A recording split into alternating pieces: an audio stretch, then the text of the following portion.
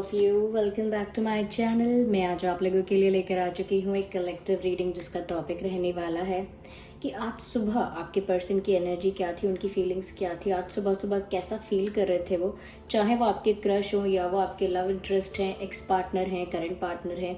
ये reading resonate कर सकती है आपकी सिचुएशन के साथ क्योंकि ये एक लव रीडिंग है और आप जिसके लिए देख रहे हैं हो सकता है कि उसके लिए यहाँ पर आपको मैसेजेस कुछ मिल जाएं।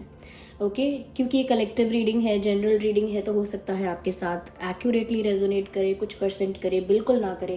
तो ओपन माइंडेड होकर सुनिएगा और ज़बरदस्ती अपने आप को रीडिंग में फिट इन करने की कोशिश मत कीजिएगा। जितना आपके साथ रेजोनेट होता है उतना ही एक्सेप्ट कीजिए and leave the rest. Okay चलिए तो रीडिंग स्टार्ट करते हैं विदाउट वेस्टिंग मोर टाइम। सभी ज़ोडिएक साइंस के लिए है रीडिंग।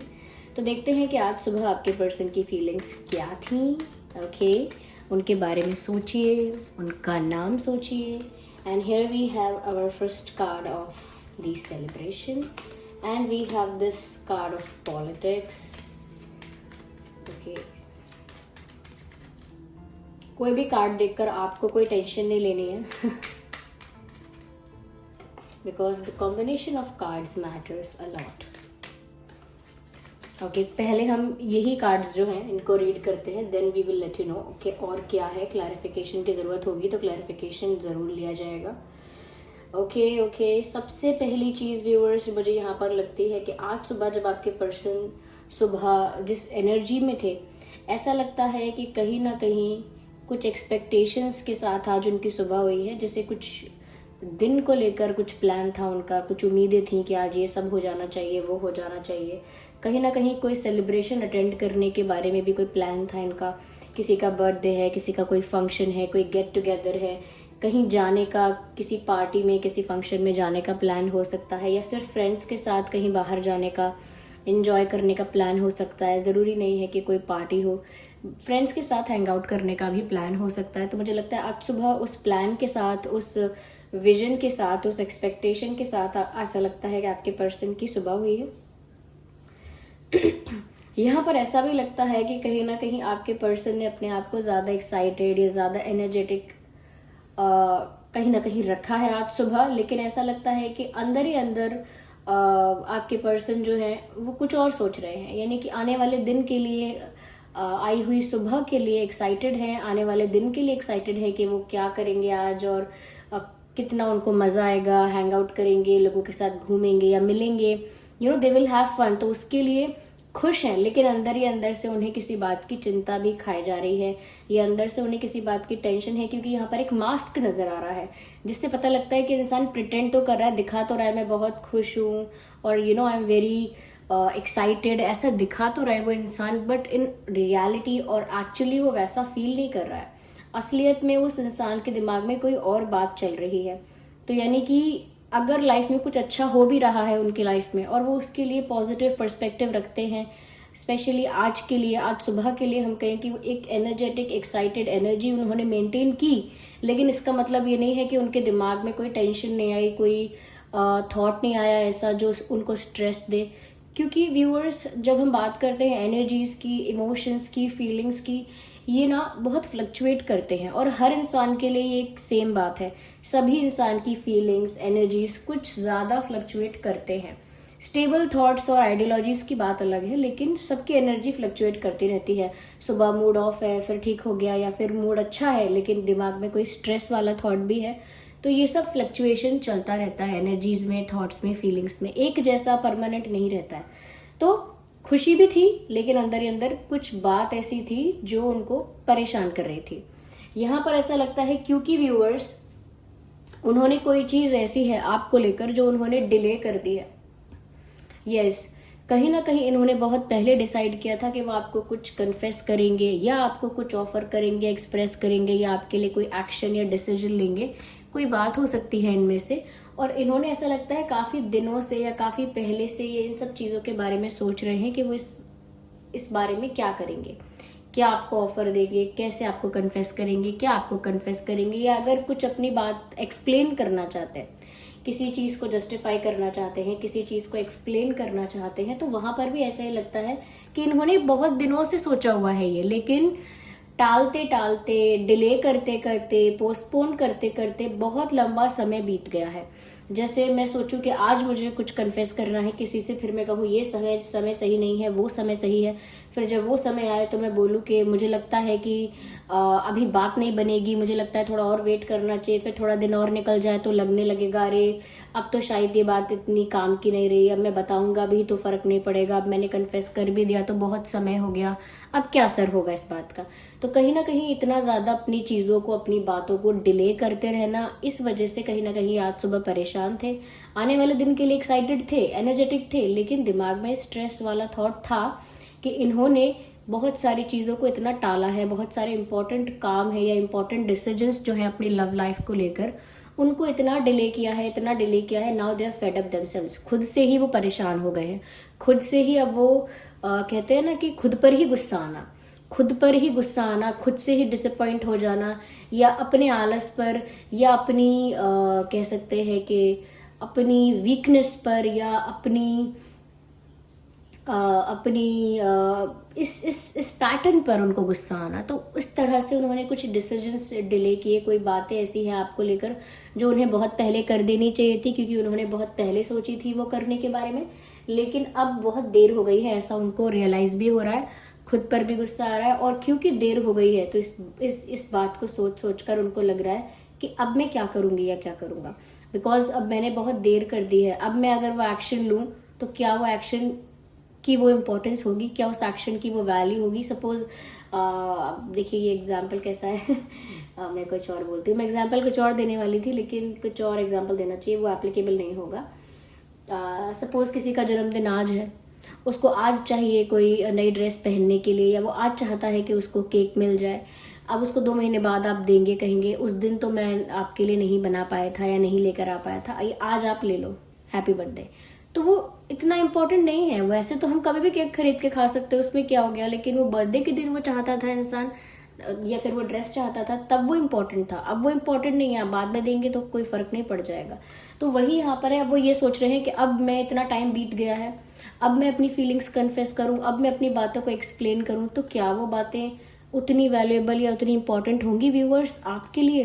क्या आप उन बातों को सुन के थोड़ा सा भी इम्पोर्टेंस देंगे? क्योंकि तब आप इम्पोर्टेंस देते जब आप उस इमोशनल स्टेट ऑफ माइंड में थे, जब आपको एक्सप्लेनेशन चाहिए था, जब आपको एक्सप्लेनेशन चाहिए था, आप जानना चाहते थे ये इंसान क्या फील कर रहा है, क्यों कर रहा है, क्या रीज़न है, व्हाट इज़ ऑल हैपनिंग, तब आप जानना चाहते थे।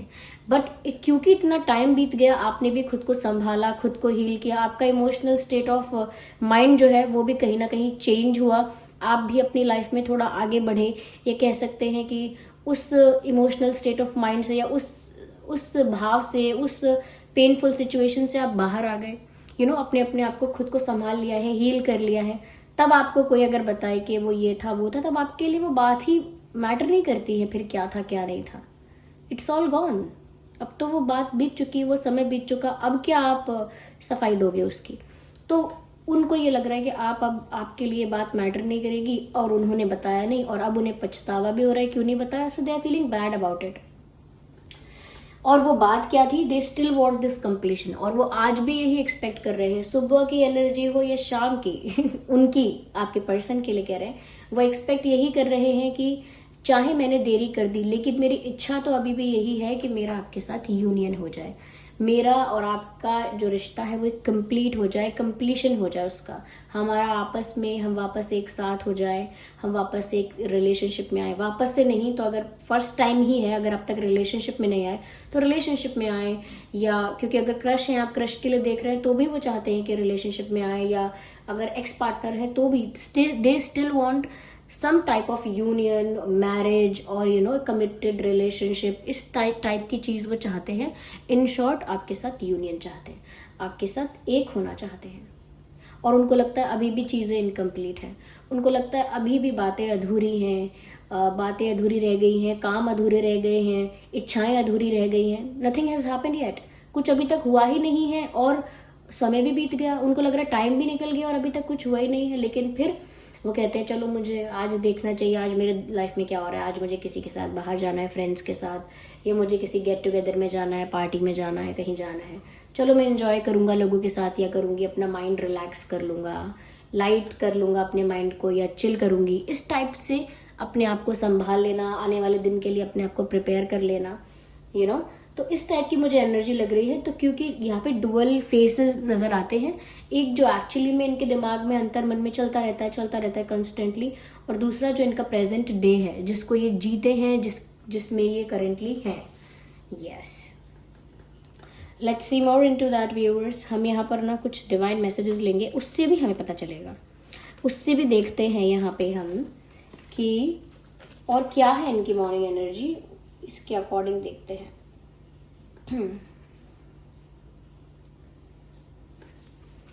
ओके, सो देखते हैं कि और क्या मैसेजेस है यहाँ पे। Divine please guide us. Okay, I need one card at one time. Well,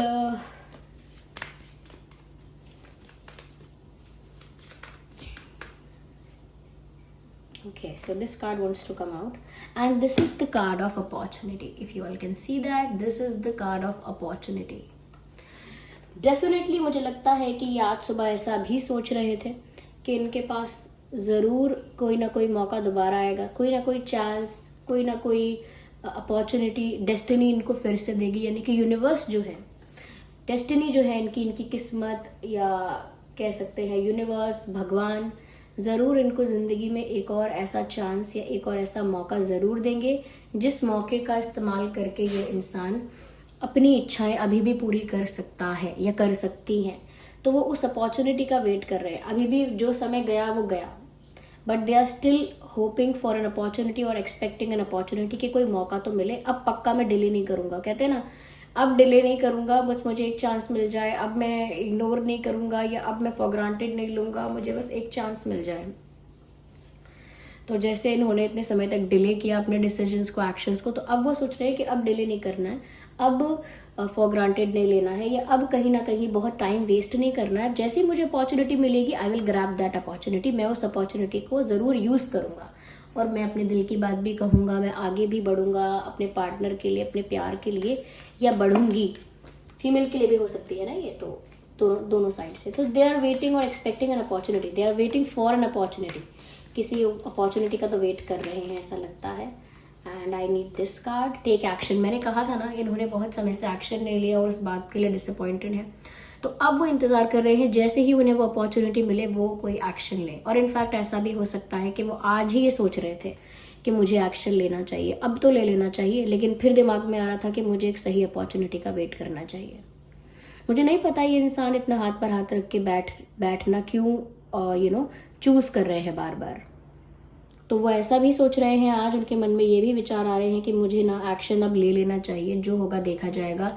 अगर मेरा एक्सप्लेनेशन, मेरा कन्फेशन, मेरा डिसीजन अगर अब इम्पॉर्टेंट नहीं रहा होगा या अब मैटर नहीं करेगा व्यूअर्स आपके लिए, तो नहीं करेगा, लेकिन एटलीस्ट उनको वो डिसीजन लेना तो चाहिए। वो एक्शन जो लेना चाह रहे थे या जो लेना चाहिए था वो लेना तो चाहिए, पर एक दिमाग उनका कहता है कि नहीं, we should wait for an opportunity. तो अभी भी इस तरह की मैं कहूँगी कि जगलिंग चल रही है कि कभी ये कभी वो, कभी ये, इस तरह से चल रहा है।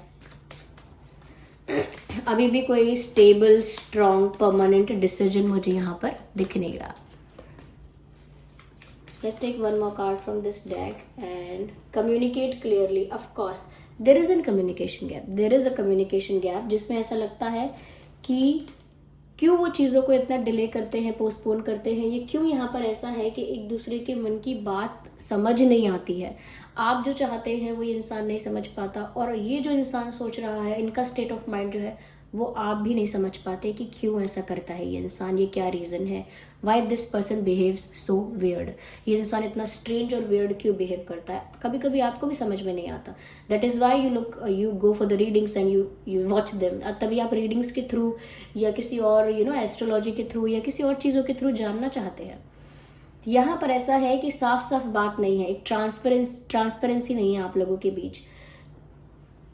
एक कह सकते हैं कि जो एक दूसरे के मन में है ना, वो एक दूसरे के मुंह पर नहीं है, यानी कि सामने नहीं है वो बातें, दिल में सबके चल रहा है। आपके और उनके दिल में कुछ ना कुछ चलता है, लेकिन आप लोग ये बातें एक दूसरे से नहीं कहते हो। तो यहाँ बहुत बड़ा कम्युनिकेशन गैप नज़र आ रहा है। लैक ऑफ कम्युनिकेशन की वजह से यहाँ पर बहुत सारी बातें अज्यूम कर ली गई हैं। जैसे बहुत सारी बातें आपके पर्सन ने अज्यूम कर ली, अरे अभी सही टाइम नहीं है, अभी वो समझेंगे नहीं, या मुझे अभी ऐसा करना चाहिए वैसा करना चाहिए, आपको जज करते रहे, दूर से एज्यूम करते रहे कैसा है वैसा है, जबकि उनको पता नहीं कैसा है। कहीं ना कहीं आपने भी इनको बिना जाने के रीज़न क्या है, क्योंकि आपको नहीं पता होगा बहुत सारी चीज़ें, तब भी आपको लगा शायद ये इंसान चीट करता है, ये शायद ये इंसान का इंटेंशन गलत है, वॉट एवर इट इज़। तो आपने भी कहीं ना कहीं उस चीज़ को समझा अपने नज़रिए से बस। तो क्योंकि यहाँ पर कम्युनिकेशन गैप है व्यूअर्स, और आप लोग एक दूसरे के मन की स्थिति को जान नहीं पा रहे हैं, इसीलिए और ज़्यादा मिसअंडरस्टैंडिंग या डिफरेंसेस क्रिएट हो रहे हैं। तो इस कम्युनिकेशन गैप को फिल करने की बहुत ज़रूरत है, या बातें नहीं हो रही हैं आई थिंक आप लोगों की। बहुत सारे लोगों के लिए आप में से हो सकता है ये एक नो कॉन्टैक्ट सिचुएशन के है। Okay, worth waiting for, I think मुझे लगता है व्यूअर्स स्टिल ये इंसान इंतज़ार करेंगे, और इनको लगता है कि इनके इंतज़ार का फल मीठा होगा। एक्शन ज़रूर लेंगे ये, लेकिन ये थोड़ा भी इंतज़ार करेंगे और थोड़ा दिन लगाएंगे, उसके बाद एक्शन लेंगे। और ये कार्ड आ गया है पास्ट लाइफ रिलेशनशिप का, you have known each other before, यानी कि ये इस इंसान से, इस आत्मा से आप पहली बार इस लाइफ में नहीं मिले हो। इससे पहले भी किसी पास्ट लाइफ में, किसी और फॉर्म में, किसी और रूप में, किसी और जन्म में आप इस इंसान के साथ डील कर चुके हो। इस इंसान के साथ किसी कनेक्शन में, किसी कांटेक्ट में, इससे पिछली लाइफ में भी यानी पास्ट लाइफ में भी रह चुके हो। सो देयर आर चांसेस कि ये इंसान आपका सोलमेट है। देयर आर चांसेस कि इसके साथ आपका कोई स्पिरिचुअल पास्ट लाइफ कनेक्शन है, और ये इंसान इस लाइफ में दोबारा आया है आपसे, आपसे इनका कुछ इनकम्प्लीट स्टफ है अभी, जिसको कंप्लीट करने ये इंसान आपके लाइफ में दोबारा आया है। ये कुछ अभी एक्सचेंज आप लोगों का बाकी है, जिसके लिए इंसान दोबारा आपकी लाइफ में आया है। तो पास्ट लाइफ कनेक्शन की बहुत प्रोमिनेंट एनर्जी है यहाँ पे। सोलमेट्स भी हो सकते हैं, यस। तो ये उनकी आज सुबह की एनर्जी थी, जिसमें वो ये सारी चीज़ें सोच रहे हैं, और ये सब फीलिंग्स का बहुत सारा एक कॉम्बिनेशन है, ये कह सकते हैं कि मिक्सड अप हो गई हैं बहुत सारी फीलिंग्स उनकी, जिसमें बस वो सोच तो रहे हैं ये करना चाहिए था, वो करना चाहिए था, but actually they are not doing anything. They are thinking and waiting for an opportunity बैठे हैं, किसी मौके का इंतजार कर रहे हैं, that's it. Okay viewers, so this was the reading. I hope ये रीडिंग आपके लिए हेल्पफुल थी। कमेंट करके बताइए कितनी हेल्प करती है, कितना रेजोनेट करती है। If you are new to this channel, subscribe करें, बेल आइकन को प्रेस करें। चलिए मिलते हैं अगली रीडिंग में, तब तक के लिए bye bye family, take care.